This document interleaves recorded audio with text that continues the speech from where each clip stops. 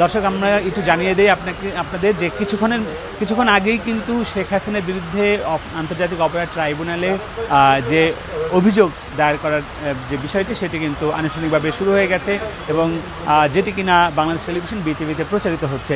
বৈষম্য বিরোধী ছাত্র আন্দোলনের গত জুলাই আগস্টে চলাকালীন যে আন্দোলন, সেই আন্দোলনে প্রায় 1400-র ওপরে ছাত্র জনতার ওপর নির্বিচারে গুলি চালানো হয় এবং সেখানে এই মানুষ যারা নিহত হয়েছেন তাদের পক্ষ থেকে যে মামলা হয়েছে, যে সেই মামলায় আমরা দেখেছি যে মানবতা বিরোধী যে অপরাধের দায়ে যে মামলা হয়েছে, সেখানে 3 জনকে আসামি করা হয়েছে।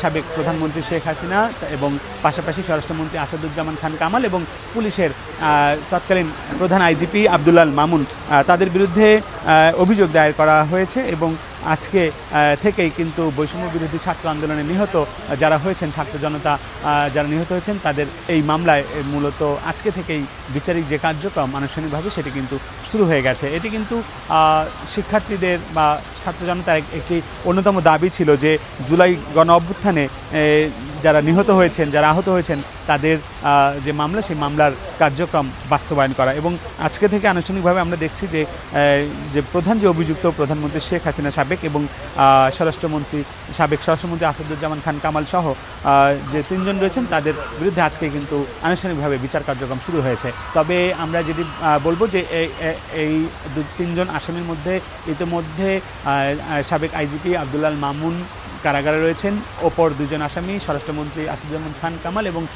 শেখ হাসিনা, তারা কিন্তু এই মুহূর্তে পলাতক হিসেবে রয়েছেন।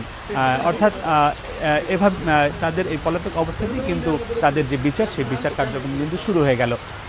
দর্শক, এই ছিল আমার কাছে আন্তর্জাতিক অপরাধ ট্রাইব্যুনালে জুলাই আগস্টে গণহত্যার যে বিচার কার্যক্রম, সেই বিচার কার্যক্রমের সর্বশেষ সংবাদ।